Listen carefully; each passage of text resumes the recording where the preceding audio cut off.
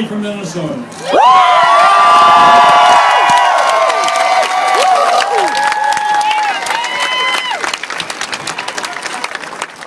And what a difference a year and an election can make in our state.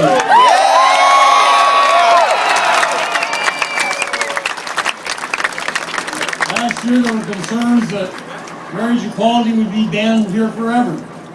Now, my signature will make it legal in 2.5 months.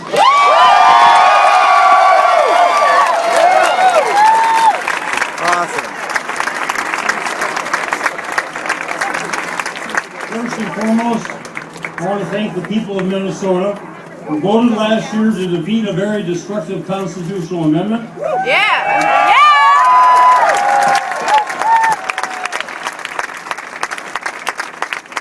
And also to elect courageous legislators who would support this monumental social advance.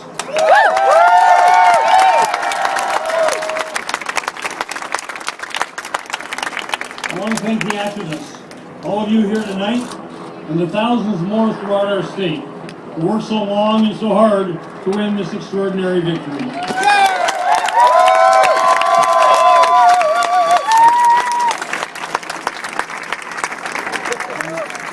At the risk of leaving out many deserving leaders, special recognition should go to Richard Carlbaum.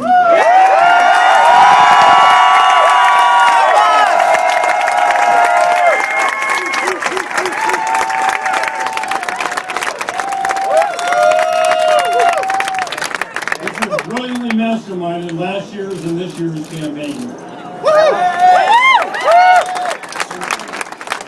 Congratulations to the chief authors, Representative Karen Clark and Senator Scott Goodman.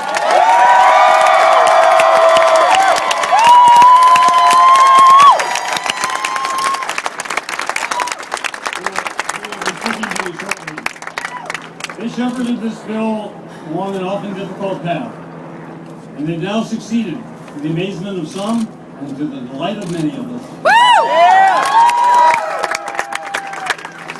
Thank you to the House and Senate leaders, Speaker Paul Thiessen,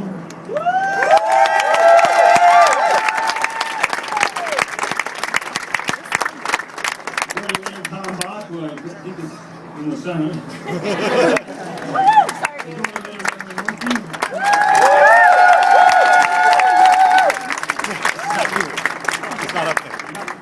Senator Katie Stevens, and I guess she's in the Senate too. Child care. And I want to express my utmost admiration to the Republican and Democratic legislators who voted for this bill. Many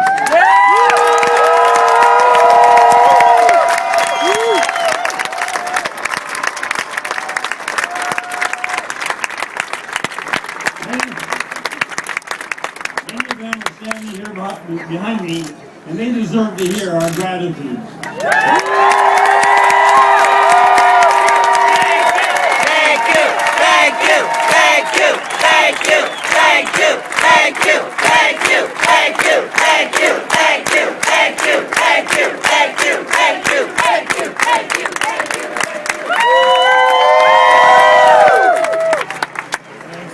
Last week, I suggested to the legislators that you read John F. Kennedy's Profiles in Courage.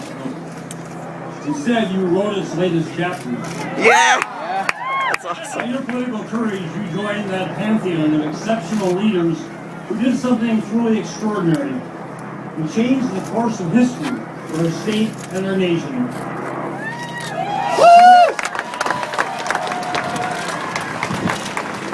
Our country's founding principle was stated 237 years ago in the Declaration of Independence.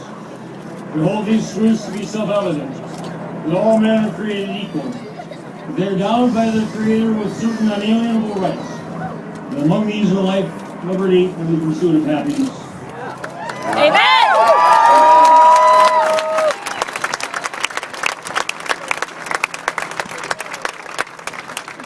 That principle was later embodied in the 14th Amendment of the United States Constitution. No state shall deny to any person within its jurisdiction the equal protection of the laws. Woo! Right! Amen!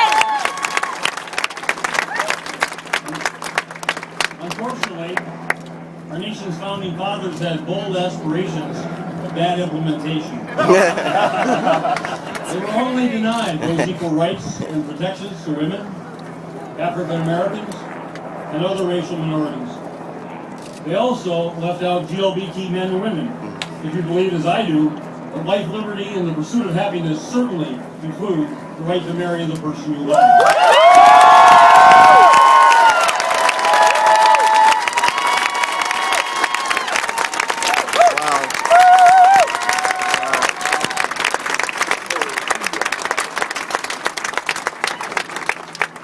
Since then, our country's most important progress has been to extend those equal rights and protections to everyone.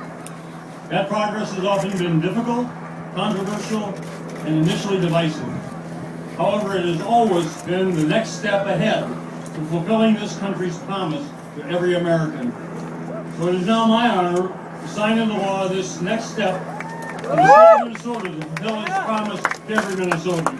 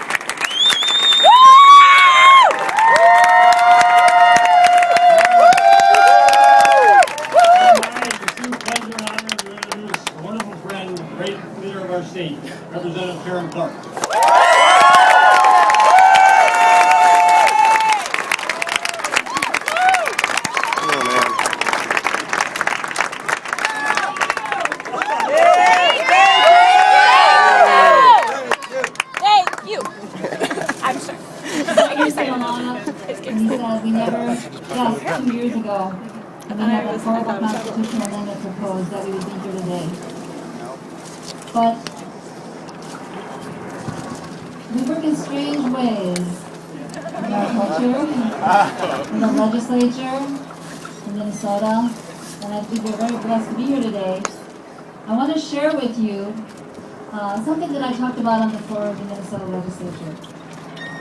I shared this photo, and I'm going to quote what the line says on the photo. And who's in this photo? 20 years ago, 1993, when we add sexual orientation to the Minnesota Human Rights Act. This sign, carried by my mother Millie and my dad Joseph, says, "Our gay children should have the same rights as our heterosexual children."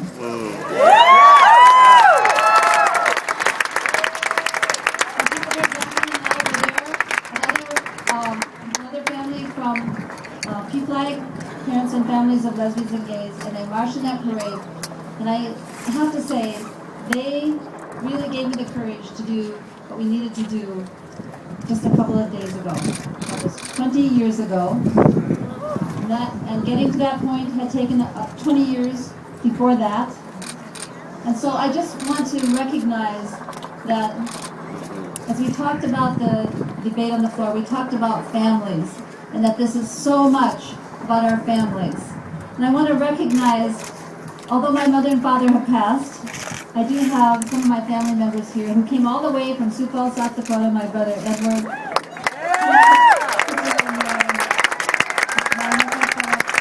And my two great nephews. And I just want to say, I heard a story today from my nephew Michael, who told me that in Sioux Falls, South Dakota, in the Catholic school where he goes, he stood up and defended the rights of gay and lesbian people. And for that, he got out of school to come today.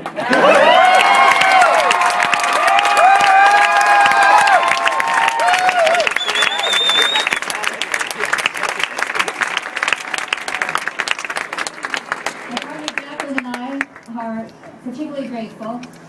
We always said that if we did decide to tie the knot, we'd want to do it here in Minnesota. That's right.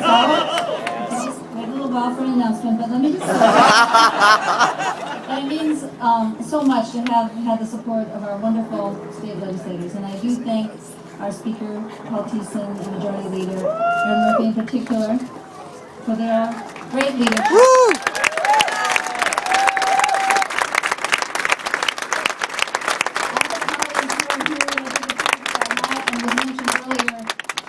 Risky votes for some of our folks, and I just want you to thank them in whatever way you can and let them know how much you appreciate it. There are many, many people.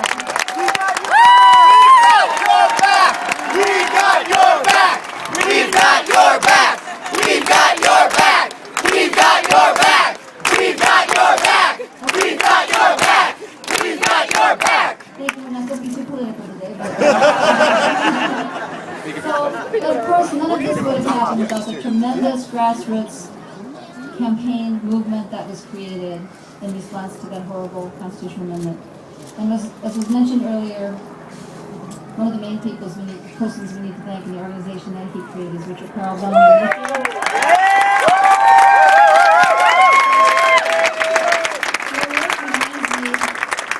Your work and your success reminds me about something that Paul Wellstone said, and this is a paraphrase. He basically said, change comes from the grassroots when people demand that their government does the right thing. That's what Paul Wellstone said, and I thank all of my colleagues here who did the right thing for us.